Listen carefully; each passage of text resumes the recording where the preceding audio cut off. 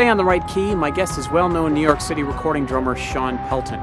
He's brought his personal sound to countless recordings, is often the first call for artists in New York, and has been the house drummer in the Saturday Night Live band for an astounding 28 years. This series was conducted in the spring of 2020 via Instagram, and the audio and video quality do reflect that format. However, the words and insights of these guests are still priceless. Shawn Pelton is a well-known recording drummer, and AllMusic lists over 450 individual recording credits, and he's become the first call choice for many producers, composers, contractors, and artists. And you could just plug your ears if you don't want to hear me talk about you right now. In addition, he's been the drummer for SNL for the house band for, is this right, 28 years? 28 years? Yeah, I started in '92. Yeah, really lucky, Yeah. Lucky. So, I try to talk about stuff that maybe we don't find so much on Google, and I want to know more about what was influencing you. And so you grew up near Kansas City and were in the public school system, and you got to participate with a bunch of, I learned all this in the last 24 hours. You got to participate in a bunch of the programs that we did in the Midwest, and you interfaced with a lot of musicians. What kind of things were you listening to on your own time? Like on the radio, what music was? Yeah, well, it was wild, because I was lucky to grow up. It was a small town in Missouri, about 50 miles east of Kansas City. And but what was lucky about it was there was a small college there, and that's where my mother taught. And so there was a music school, like at the university, kind of a small thing. And so, they used to have the band camps and all that kind of stuff. And when you grow up, in the Midwest during that time, like if you come up playing, you sort of get encouraged to be in the jazz band and that whole thing, So, but what was lucky about growing up there is I started working at a really young age in bands that would play around, like with people that were like quite a bit older than me. But, and I think that was really fortunate to start working at such a young age. Like I had to join the musicians union when I was like 15 or something in Sedalia, Missouri, like the nearest local and stuff. Yeah. So, but man, I really count my blessings to have that. But then, like if you were going to school, as a kid in the Midwest, like, it encouraged you to sort of get into the jazz thing. And so there used to be the Stan Kenton jazz camps, they used to have those in Springfield, Missouri, which was a ways away, but would go to those. And that was just really lucky having those type of opportunities growing up. So the whole jazz thing was important to me back then, but then I felt like there was a really good balance because I was also having to make gigs happen and show up and play 4-hour gigs, at a VFW hall or something like that. So. But when you went home, I know that you were in these programs and you did the jazz camp, and I did that, and I think we were really fortunate. We had opportunities that don't seem to exist as much now, especially with public school music just diminishing and being decimated. But when you went home and you're like, all right, I'm going to put on my favorite whatever. Were you listening to the radio? Were you like, did you have a collection of dorky records? And you don't have to be embarrassed if you were listening to some corny shit, because I definitely listened to some corny shit in my early years. Right. Yeah, well, so that would have been, mid to late 70s, and the classic rock FM station thing was still happening, and they would play like a whole side without anybody talking, and that was cool. And I was lucky. My mother always loved music, and she had a really wide range of taste. Like, but on the lucky side of it, like she loved Motown. She had all the Al Green records, and that was really cool to have that in the house, and then also. Because I was sort of into the jazz thing, I was trying to check out all the things that people dive into, like with Charlie Parker and those classic kind of recordings. And but on the rock side, like whatever was happening, like Grand Funk, Bad Company, like the whole mid to late 70s, Led Zeppelin, that whole thing that was on everybody's radar, But I think I feel like that early stuff you listen to really shapes who you become. And even if you don't listen to it, years later you might come back to it and you go, oh, there's that thing that you revisit those records on a deeper level later after you learn much more about music. Yeah, man, I think you're right. The imprint of all that stuff when you're coming up is huge, you know. And I guess looking back, I feel really fortunate that it was a wide range of stuff, you know. And I think that helps anybody survive later, you know, like the more stuff they can sort of slide into as a sideman or something to survive, you know. Yeah. Yeah. And then, of course, you went to Indiana and that famous program and all those characters there. Some rather zany characters running around the school there. Yeah, it was really a wild window, you know, like, so Jim Beard was there, who's an incredible musician. He was a couple years older than me, but man, he sort of took me under his wing. I got to play with him all the time, and a lot of like shedding, just duo and stuff, where he, you know, drums and piano. And then Bob Hirsch showed up, who's an incredible bass player, you know, that went on to play with. He didn't even finish school. He sort of left and started working with Wynton a couple years after he showed up. But that rhythm section of having to hang with those guys, you know, really, you know, that whole thing, if you're surrounded by really strong players, it really helps you rise, you know. Yes, and peers, right? It's your peers and your mentors. Right. Ralph Bowen was there, the great tenor player at that time. Chris Bodie was there. So it was sort of like this window of time where the level of the musicians was really strong, you know. And it's wild at that time, you know, IU, it had a jazz program, but it didn't really have a drum set instructor. So there were a couple opportunities. I got to go study with Alan Dawson for a couple summers when I first went there. And that was like such a lucky break and a gift to be able to hang with Alan. And, you know, it's like, wow, I'm here with this guy that taught Tony Williams. This is so insane, you know. And was he teaching down there, or was he up in Massachusetts then? Yeah, he was up in Massachusetts, and he'd retired from Berkeley at that point. He was teaching out of his home in Lexington, Massachusetts. And I stayed the 2 summers with an old girlfriend's brother-in-law's stepdad. Or it was some kind of like crazy connection like that, and I had to do all the chores and mow the yard and you know, deal with the house. But then when he went to work every day, I could just shed and focus on that. And that was what an incredible opportunity, you know, to be exposed to Alan Dawson and his whole thing. And but what was then running concurrently with that, though, in Bloomington was that's where John Mellencamp was based.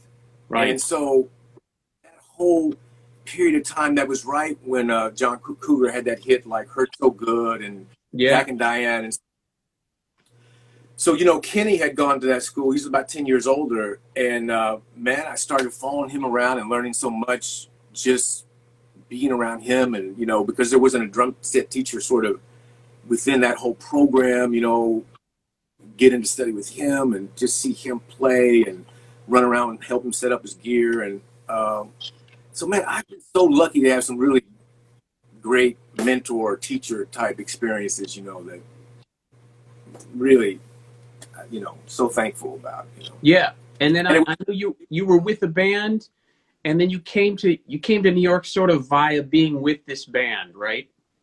Is that correct? Yeah. Well, there was a band there that in IU, there was it was, again, what's been, I feel like, so fortunate through all these years is that I was in working situations. So there was this funk band thing that happened in Indiana that we were all in, and it had, so Crystal was in it, Crystal Taliaferro, who then went on to Mellencamp swooped her up out of the band, and then she went on to have an incredible career, like touring with, you know, from Joe Cocker to like, she's with Billy Joel sang now for several years. And then Everett, when Crystal left, Everett Bradley came in. Yeah. He was there at that time. And Everett is with Springsteen now and done so much stuff. Great musician. So Jeff Jacobs, the keyboard player, he was in that band. And then when he moved to New York, kind of first of all of us, sort of in the late 80s. And then he went on to play with Billy Joel and do a ton of stuff. So it was just wild how this window of time, there was a lot of cool working opportunities. You know, it wasn't just like blinders on and the practice room. It's like you had to go out and there was work. So thankful for that. Well, what was wild is then I kind of moved to New York with this a gig that kind of came through Kenny. There was this artist John Eddie, who was sort of Springsteen-esque artist. He was on Columbia at the time, and he was working on his second record there at Mellencamp Studio. And then when it finally was time for it to come out, that's what led into being able to move out to the East Coast, kind of with a gig, you know, through that connection with Kenny and the Mellencamp thing.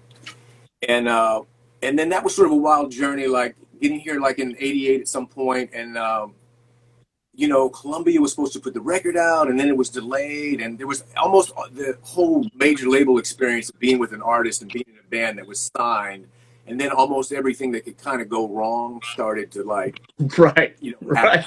Yeah.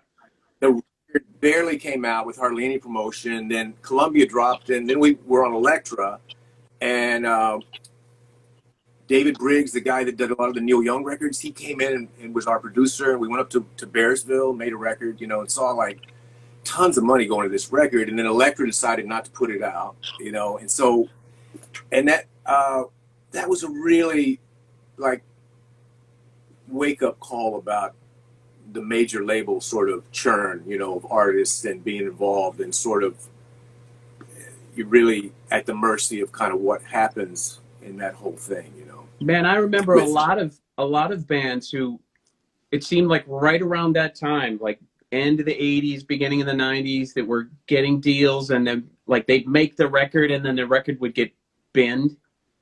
You know, it just seemed like there was a lot of that happening then.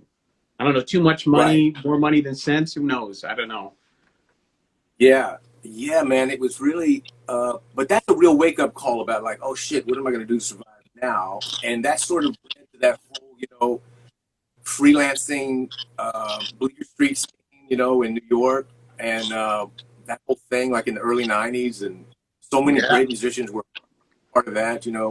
The SNL thing kind of came about from doing a gig at the Lone Star Roadhouse where Paula Solo was playing bass in the SNL band at the time, and we had just done a gig with the Uptown Horn guys, and I think the next day maybe GE called Paul and said, hey, you know, we're going to do some auditions, do you know anybody? But sort of that whole word of mouth thing of being part of that freelance scene in New York, you know, that revolved around the Bleecker Street thing was kind of So for people who don't know, and of course some people who were here definitely know that scene, that Bleecker Street scene seems like something that doesn't exist in New York anymore, you know, or it definitely doesn't exist. And all these great players came out of that scene, and you were playing with Joan Osborne then, and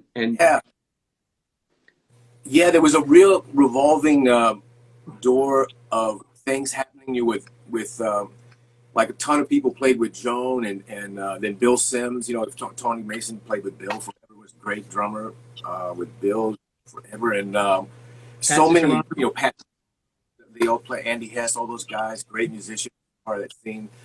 You know, there was a ton of singer-songwriter gigs that happened around the bitter end, and I remember like Joy Askew, who played with Peter Gabriel and Joe Jackson, and, you know, and doing her thing for a while. And but man, so much freelance work that's, you know, kind of, and it's interesting, you know, when I was coming up, I didn't necessarily have this sense of vision about playing with so many singer-songwriters, or there were a ton of blues gigs happening. There was this band, the Fairlanes, that Ernest Boone Carter used to play with them out in Jersey. And he's the drummer that's actually on Springsteen's Born to Run.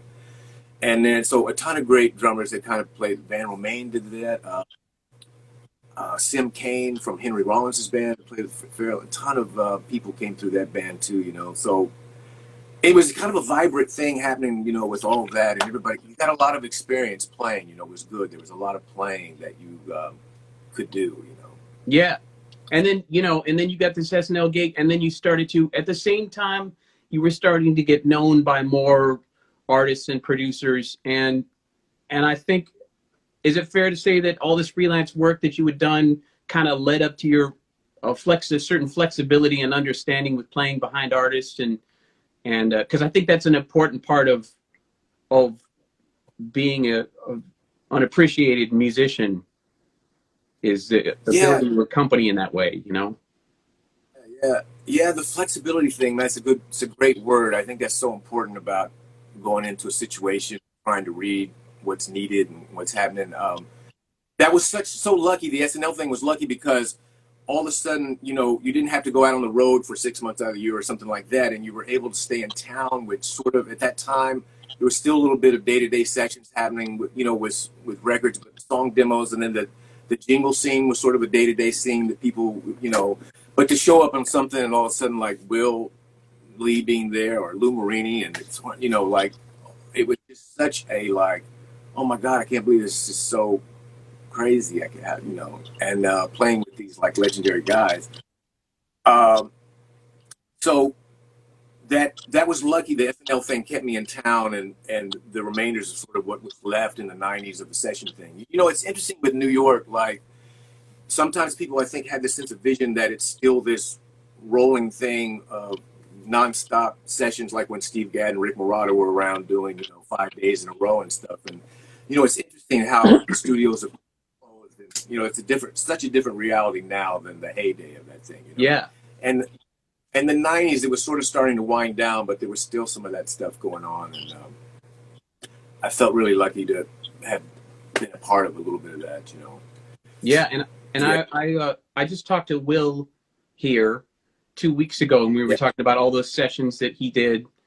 Man, those guys were so busy, just like non-stop sessions, and it definitely wasn't that. I mean, I moved to New York in '94. Delaney and I moved together, and it was definitely starting to wind down there. But also, we were not at all near the front of the line.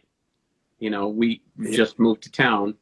But we did get to see a little bit of that. And you've worked with all these different producers, and some of them long relationships that you used to do this summer thing with Phil Ramone and the great Rob Mathis, and playing for Pavarotti, right? And other artists. Can you talk a little bit about that crazy situation? Yeah, it was so wild, you know. I guess Pavarotti used to do this crazy thing in Modena or the town he grew up in Italy, you know. And it started out, I think Steve Gadd was doing it, and Pino Palladino and those guys, and then I think Steve had to go out on the road with either Clapton or maybe James Taylor. So, you know, but Phil was still producing it. I'd been doing some stuff with Phil, and it was just a wild situation, you know, about all of a sudden B.B. King with Pavarotti, or, you know, James Brown, and then Liza Minnelli, and then like the Spice Girls, and then Eric Clapton would show up, and then like, you know, Bono came and sang. So it was all this like all over the place, you know, stylistically, and it was really trippy. But Phil was a really interesting kind of a look back at the way records used to sort of be done, where, and I guess there's still producers that work this way, but you know, it was sort of like the producer was the guy that would hand the tape off to the label, and he cast everything and was there and had a bird's eye view, but it wasn't so much like a microscopic thing that has happened now with like sort of Pro Tools and the whole thing, you know? And so it was really about casting people that he thought could work well together and bring a thing to the table and work with an artist. And it was interesting, it was sort of hands off, and but he knew what he wanted, and he could step in and make constructive comments. But, you know, I think his background was as an engineer coming up like under Quincy and all those guys. So he was around so many great records, and obviously produced so much stuff. But anyway, being in the room with him was just really interesting. He made you feel like that you could do more than maybe you think you can do, or if something hit a dead end, he had a way of making everybody feel comfortable.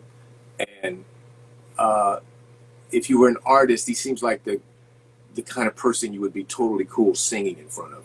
He had a real gift with people, you know. Yeah, he gave artists a lot of comfort, which is not an easy job, you know, especially with nervous artists, right? Yeah. He was the psychology side of things, man. He was really gifted at, and but interesting how, you know, that style of production is maybe 180 degrees different than, you know, some of the modern era production where it's one guy with a box and they'll have you come in, but no one else is there, and you play, and then it's all sort of quantized, you know, and that's a whole whole another thing, which is, both work obviously and are but that gets that word you said, flexibility, which is so interesting, like being able to come into a situation and be able to have a sense for what's happening and roll with it, and know when to shut up, know when to say something, know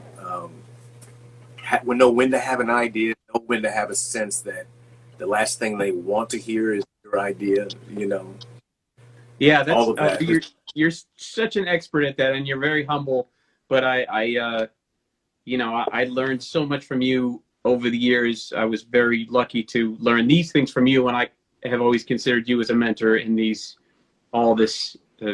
very treacherous waters of dealing with a Phil Ramone, who was a storied person, but also wanted to be at the center, and understandably, right. He wanted to be at the center. Yeah, Now, that's interesting. That's about knowing that the people in charge, how vested they are about that. Yeah, that's really interesting. But that's interesting. The thing you're talking about, the Songwriters Hall of Fame, and these different situations, like these multi-artist situations. Like the drummer thing is really can be a hot seat, because you have like maybe, like that time we did it, and then Aerosmith shows up, and we have to play these tunes, and like, man, you've got like 15 seconds to sort of make an impression that you have it together, and this feel and it's happening, the tempo is right. And then, with the tempo thing, like, are they used to doing it 10 beats faster than the record, but you were only sent the record? So then, this whole thing with YouTube and like the homework that can go into a situation of like having a sense of what they want to hear. Like, I've been in situations where I've seen someone attached to what the record was and not having awareness that, well, live they maybe do it slower or faster, and right. Then 10 years ago they did it one way, but the way they do it on this last tour was this way, and maybe they're going to want to do that, or no, maybe they're going to want to go back to the it's just wild. And then sort of having, well, okay, so when they did it live it was quite a bit faster, but now at the Songwriters Hall of Fame, they really want to do it kind of what the record was about, or not at all. They want to do it live, or completely different, but just having a sense of knowing that all of that, so you can kind of turn on a dime, and when you count it off, at least have the confidence to know where you're coming from. That it's because if they have to start turning around and saying, "Oh, isn't it supposed to be faster or slower?" and then you can say, if you have to, well, yeah, totally cool, but this was, with this ability to be flexible. But man, that takes a lot of time for preparation. You really got to put in them. So there is a lot of prep. And so what kind of notes would you take if you're prepping for? I mean, everybody has their own notes, but what kind of notes would you take if you're prepping for? You've got a Songwriters Hall of Fame with a John Andrasik coming in, and and then maybe an older, a Carole King, and like these various singers. Would you do a lot of research about their various last live performances? Would you go to that first, or would you go to the record first? I guess I'd make sure I did both, and I would check out where the record was, and then I'd try to see where they are live. And the chart thing is interesting, because sometimes you're given like master rhythm charts, and then deciding whether you want to hang with that, or like, I kind of have like this was from something I was cutting earlier, but like I have like this whole shortcut system that I use for myself that sort of is basically just the form, and then sort of like the things that I need to deal with, like the pattern, the beat, and then the, certain fills that are signature fills maybe that they want to hear, or not. But having just sort of the wherewithal because if you have a master rhythm chart, it might not have, then you've got to scribble. We do this great thing that Will produces and MDs at the Beacon, this God's Love We Delivers thing, and it's really an amazing chance. I get to play with Steve Gadd, and it's like, wow, it's such an incredible opportunity. He's one of these people that you just learn so much from, being sort of in his airspace, And so we sort of had to work together in dealing with the charts and how we're going to approach it, and then do we make our own notes? And because we were given master rhythm charts, but there wasn't a lot of space to write in sort of the signature beat thing. So then it's like, do we just carve it in over the chart or make our own thing, because it was like, you know, 30 songs or something. So it's a lot of information. And, you know, I where's my bag? Oh yeah, like I have a ton of crazy markers and, you know, like different colors for the coda, and then this is like the DS, and then, you know, so just kind of tedious taking care of business skills in that way, you know, really comes in handy in those kind of situations, you know. And these signature fills, are you writing the signature fills out exactly? Because I've seen your charts. It's like bars and 8 bars of this and like a simple thing about the pattern and your own shorthand.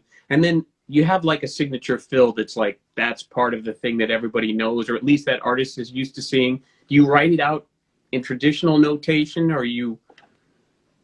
Yeah. Well, it you know, sometimes, like, it's funny with Steve, like when we were doing Robert Plant did it, and we were going to do a Zeppelin tune, and there was you know, there's this classic Bonham thing that was like just machine gun 16th notes on the snare drum. And, you know, and Steve loved the idea that when we would commit to something together and just try to blow the roof off with the power of two cats nailing the shit out of this thing, you know, together. And so those times we would try to carve in like it was iconic shit. And I remember me talking to him, because, you know, obviously the great Steve Gadd has like come up with his own incredible fills forever. Yeah.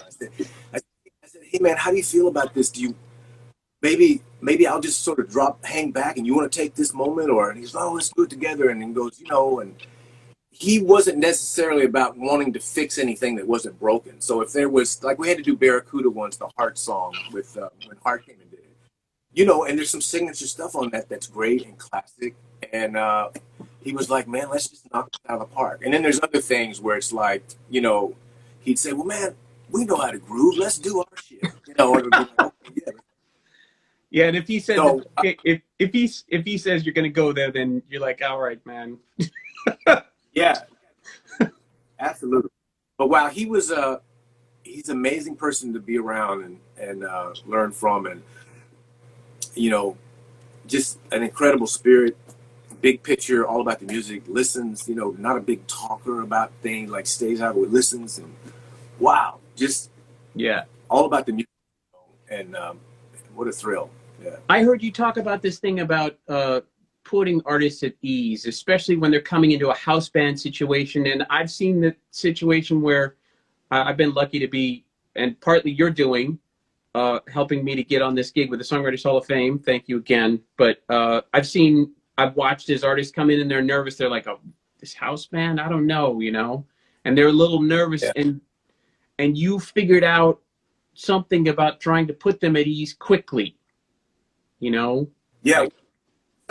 I guess sometimes just staying out of the way. I mean, there's something, you know, because Rob does a great job as the MD on those things. Yeah. That's sort of, but I do think the thing about putting an artist at ease is that once they hear the band start, like, is there a sense of confidence that they're taking care of business, and it feels great, and the tempo's right, and, you know, and if not, like, will they listen to what you're saying and you know, take it all in? And one thing there's been some examples, like I know once we had a percussion situation where, you know, it's interesting with drums, this balance of like taking charge versus being flexible, and like laying something down. It also depends on the song too, you know, and it can even vary within a song from a verse to a chorus, but this idea of following an artist and really listening and everybody playing together versus the idea of like a drummer taking charge. You know, like I remember hearing stories about Al Jackson at Stax that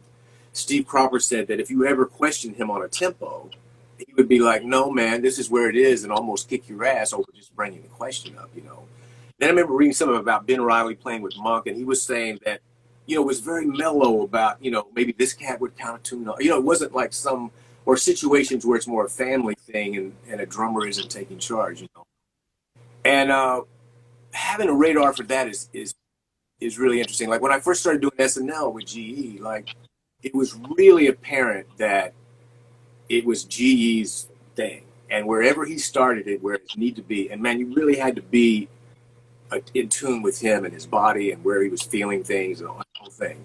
And then there's other situations, like I remember doing this Carole King thing at, she redid Tapestry a while back in London, and this was this big concert. And I remember in rehearsals, she's saying, hey, you know, sounds great, but I feel like you're listening to me too much. And can you just, which was interesting, you know, and it was like, wow, okay. And then, I mean, Carol's so she's a part of that whole Brill building era where she used to produce records. So, you know, obviously she knows what she's talking about and stuff. And it was an interesting learning thing about like, okay, so she wants to be able to breathe around this thing that's very solid, you know, or just boom, linear, you know. Yeah. And there's other times, man, where people want you to breathe with them, and then really this idea of strict timekeeping and all of that, you know.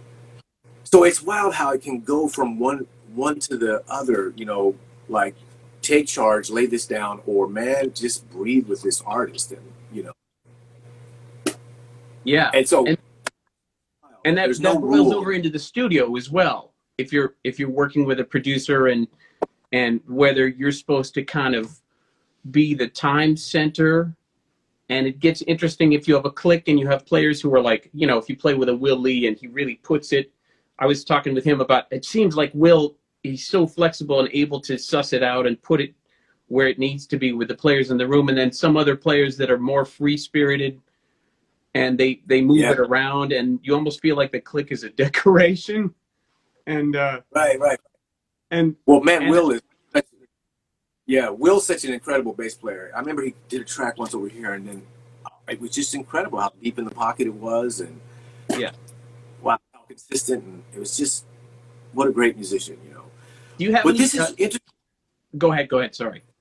No, I was gonna say it's so interesting what you're bringing up about, like in the studio, you know,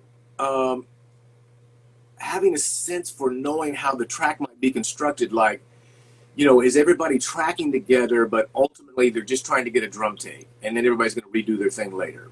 Or is it an organic performance and everybody's playing together? You know, and there's been times where, you know, I've heard about people turning other players way down so that they're not maybe pushed around by their feel, and maybe that's the right move to make. And then, man, there's other times where, no, look, we're all tracking together, and it's going to have this moving thing. You know, so having a clue about what the process is always helps inform that sort of, you know, that about how to tack stuff. You know, like even when people send tracks, you know, remotely around, it's always interesting to have an idea about like, well, okay, so this rhythm track that I was sent to play to is really all over the place. And so do I ignore that and just lay something down that they're going to then lay something, or is that the actual final take? You know, like those kind of things are helpful to know, you know. And then trying to bring that up can be complicated, you know. And some of that might have to do with your knowledge about working with producers before. You know, if you work with a Phil Ramone versus a John Shanks, and the way they use machines, right? Because I'm sure that your sessions with Shanks were very gritty, you know, because he wanted stuff on the grid, and he was all about the grid. Yeah, this era of, you know, what's happening in pop music, for the most part, that is so grid orientated, and you know, this era of Beat Detective and all that stuff. I remember Phil making a comment once about, you know, all these records that are being made that are dissected on the molecular level, you know, it's just, this is ridiculous, you know. And like having that perspective of before people heard with their eyes, like looking on a Pro Tools screen and seeing things lined up or not. But it was just tape. You either had an instinct about something sounded great and felt great, or you wanted to know the tape. You know, that's such an interesting era that we're in, of people, you know, hearing with their eyes on a grid before they're even really listening. So, and you know, it's wild as a drummer, the trip about that is like surviving, you know, in this era is, I feel like I've had to cut my brain out a little bit about, well, is this music, or is this, you know, like trippy, you know, math quantizing studies, or, you know, but I mean, you know, it's interesting, this era of musicians and drummers maybe having to really lay with that has improved everybody's time. I mean, when acts come on SNL sometimes, I mean, there's like young drummers that are just burning, you know, and it's obviously a track situation, but they're so comfortable doing it, you know, which is an interesting thing about, remember talking to David Spinoza, about when they first started making records, like the musicians that could even hang and play with the click track were sort of a rarity because it was so foreign and crazy, you know. And then, you know, this idea of like it becoming sort of this tool that everybody gravitated towards, you know. So there's an art to doing it and making it feel good, you know, that's for sure. Yeah. And then there's art to not being by when it goes away, you know, and being able to, like a young generation person, not be, oh, I can't play unless there is a click, you know, like there's so much. Right. So I remember Steve Jordan talking about that in the clinic, that there was a time where, you know, everything was so, and then like the time that without the click, it all of a sudden opened up another door of like, oh shit, you know, well this, anyway, that it's wild how that can become a crutch and it can also be a great tool. And then I'm confused. I don't know what's the best ever. But, you know, as a drummer working in this era, you kind of have to be able to do both and fly with both. And so when you flexibility. You're doing so much home recording now, or at least you're doing mostly home recording. Is that fair to say? Because, well, these days for sure. But I mean, even with the studios, so many studios in New York closed, and I know you're really set up there, and you got all these options for mics and stuff. And then when you get these tracks, are people sending you mostly you're like the beginning of the track, or they send you like a MIDI something? And then how do you feel like you parse that? How do you go, well, that MIDI thing feels stale and stiff? I mean, I'm sure you get some of those sometimes, but. Yeah, it's sort of all over the place, man. Sometimes you get the barest bone thing and you're the first ingredient to it. And then there's other times where you're the last thing to go on. So it's wild how it's everything in between, you know. But the one thing I've found is like, it can be good to sort of lay down an approach that one likes. Like that whole phrase, a picture's worth 1,000 words. I keep wondering if there's something about like one listen through. Like if an artist hears something with what you're thinking against it before you even open up a lot of conversation about it, sometimes that can save a lot of time, actually, you know, with like, oh wow, that really works, or oh no, that definitely doesn't work, let's do this, or you know. But instead of talking in the ether, sometimes like some people aren't so great about communicating, you know, certain specific ideas, but once they hear something and know if it works or not, you know. So that's been an interesting thing about, there's a whole back and forth dialogue about working when people aren't in the room together, you know. And it's sort of it brings up a lot of communication type skills, you know. Yeah, and do you find, sorry, you were saying something. No, I was just back to your word when you started about flexibility, you know. Oh yeah, but do you find that you end up going back to do you ever go back to the artist and go, hey, you know, maybe this would be better if do you mind if I mute this track and maybe so you could start more organically, because you feel like it's gonna feel stiff if you just play with that click? And do you worry that maybe they're gonna because you don't, you know, when you're recording in the studio and you can go in the control room and check it, or if that feels appropriate, then you go, I'm sure what I put down with the other instruments feels good. But when you're a remote recording and you send it off, you can't know exactly what's going to happen with that. So do you find ways, and I think this is an interesting question, especially for now with everybody recording at home, do you find ways to kind of talk to people about maybe massaging things and checking that it's going to feel okay in the end? Yeah, that's a really good question, because like there's been times where sometimes they just send a stereo mix and, you know, you kind of line that up and play to it. But when there's stems that are sent, like there have been times where maybe there'll be, like you said, a MIDI part that, and you're wondering, well, is this really going to be featured? And if so, the drums really should lay with this. Or is this thing sort of a marker and it's later going to be an organic cat and it's going to breathe a little bit? And so then maybe it doesn't have to be so rigid. So there have been those kind of situations where you get stems and you're not sure of the perspective of how in the face that is going to be fixed, and then how that might influence the drum, you know. And yeah, man, good question. You know, it's so much about that, and working in the dark when you're not all in the room. The one thing about asking a lot of questions is that it depends who sends stuff. Some people love a lot of questions and love to talk and be clear, or, you know, try to communicate through things. And then other people, like if you ask a question about a MIDI part that maybe sounds, let's say, rigid or something, they might take offense that all of a sudden their part is, you know, and so then it's like, oh shit. So then it's almost, I wonder if it's not worth bringing up, if it's going to shine a light, you know, Yeah. on something like but if it, you know, maybe rigid is what they want. So yeah, man, it's so wild, you know. It's flexibility. I like it. Well, the talented and humorous Andy Ezrin asked a question just now about first takes, and I assume he's talking about when people are playing in normal life in the studio. And what do you think about the magic of the first take? And is that a myth, or is that a real, you know, how do you feel about that?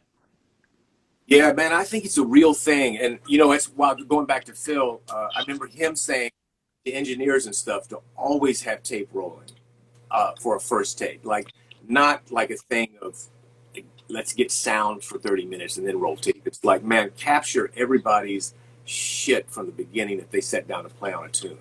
And I remember T-Bone Walk, you know, the great musician, sadly passed away.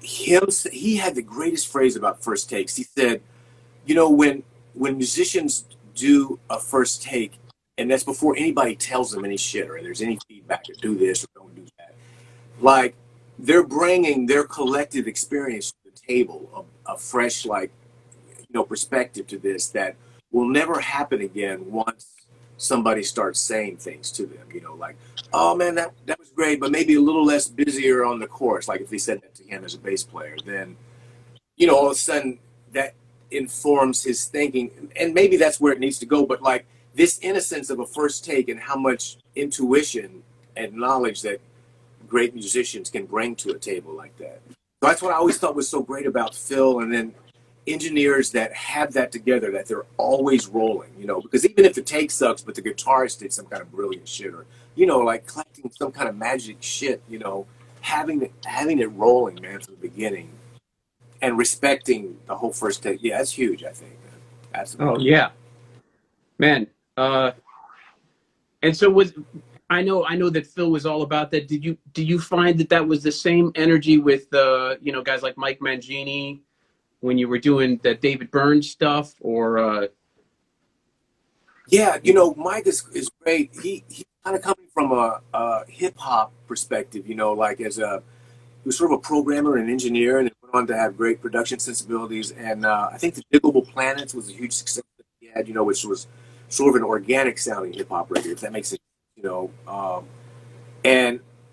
But it's interesting, you know, he worked sort of in that era of the whole grid perspective and, you know, beat orientated, and it wasn't like an organic, you know, tracking situation like that might happen in Nashville, where everybody's there and they're going to do 3 master takes in a 3-hour session, and cats are cutting at the same time, and, you know, you're moving fast and you know, those cats are on such a high level that they can make that happen. And I think that is so interesting. That harkens back to the day of, like, you know, when the Wrecking Crew and all those guys, they would show up and make like a record in one day. yeah, And I think that, I mean, that still happens. That's one perspective, and the other is like spending all day on getting the bass drum sound, you know, like when people do that in the right, 80s, right. You know, or something. But man, being flexible through all that and being able to roll. I mean, I've seen some musicians, like, once they get into something that bogs down, they're like, you know, like maybe it was one of the guys that recorded with Al Green, but was working with somebody and said, well, you know, that's the take. That's what Al would have loved right there, you know, like on the first take, you know, and maybe he was right, but it's interesting. The rest of the room isn't at that space, or if the art, you know, and there's some artists that they might go. I've seen, like, I remember when Paul Simon was producing Edie Brickell, we did this thing, man, where we went from point A to point Z and like spent 12 hours on something, but then ended up back at point A. But it was the process that Paul sort of had to go through producing. You know, it's like it might have been too easy if it had just happened right away. And I remember there was a Joan thing, and the producer knew right away that the first take was what he needed.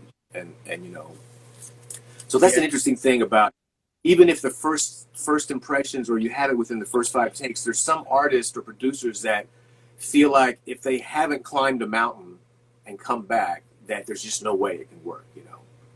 And you and I were on a record where where we kind of went in a very long circle over a long day and then came back to where we started. And I won't say anything more specific about it, but I know you know what I'm talking about. Yeah. With producer coming in and putting their touch on it, you know, and then coming back to the beginning. But yeah, no, I was just gonna say that happens sometimes. It's so wild. It's like records are made in so many million different ways, and I've seen people that have had success, like with something happening really quickly, and then the moment it bogs down, they think, well, something must be broken or wrong, you know. And then by the same people that have spent a year on their record and it was successful feel like there's no way this can work unless they spend a year, like, you know, like Fleetwood Mac hold up 2.5 years, you know. So like the psychology of that with artists and producers and all that, it's such a trip, you know, everybody's baggage from their experiences, you know. Yeah. Crazy. It's crazy. So man, are you slammed these days? Do you have space if any of these people who are watching want to have a Shawn Pelton track on something? Oh, yeah, that'd be great, man. Yeah, definitely. And how would they reach you? Good question. I got to get my social media thing. No, you don't. No, just, you know, just an email or something, you know, some kind of general way that they could reach out and have some Shawn Pelton drums if they want. Yeah, I'm at the Chiliwa, which is spelled weird. Maybe I should put it in the comment. Yeah. HILIWAH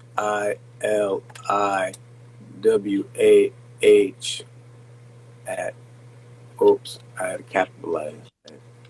Oh my, at, oh Lordy, so many these new things. You got it. There we go. Oh, but it had the L on it. Oh my. Chiliwad AOL, right? There we go. Yeah, that's it. Okay, good. Amen. And then I had this thing, a House of Diablo. I think there's some way to contact me through that. There's a website. Yeah. But Chiliwa Chiliwa at AOL.com. CHILIWAH at AOL.com. And yeah. You know, Amen. and if people have good music and a little bit of money, you know, they could have some Pelton tracks. And those are worth their weight in gold. No, well, you know, I don't want to take up your whole day, but I want to thank you for joining us today and talking a little bit about these insights. And they're really super useful. And oh man, I'm honored to be. I really appreciate you thinking of me. And you know, it's. I love that we've been together through some of these situations, you know, and seen it firsthand how all this stuff can, you know, go wild and off the rails or keeping it on the rails. And but man, I'm really honored that you thought of me. So thank you so much. Yeah. Of course. And I got Dave Spinoza on Monday. So speaking of Dave Spinoza stories, yeah. So yeah, what a legend. And oh man, yeah. All right. Oh, hey, stay safe and healthy. A fairly funny guy as well. Yes.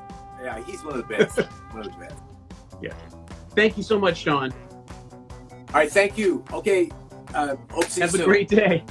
All right. Thanks for joining me for this episode of The Right Key.